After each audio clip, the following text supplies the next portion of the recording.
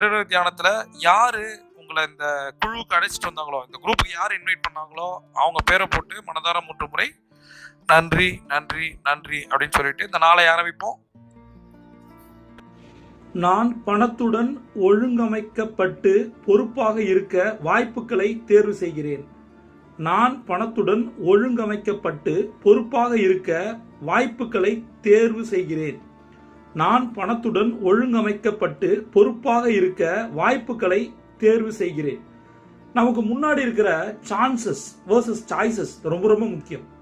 அதை சின்சியரா அலைன் ஆகி பொறுப்போட நான் என்னுடைய ஃபினான்ஷியல் ஆப்பர்ச்சுனிட்டிஸை யூட்டிலைஸ் பண்றேன்.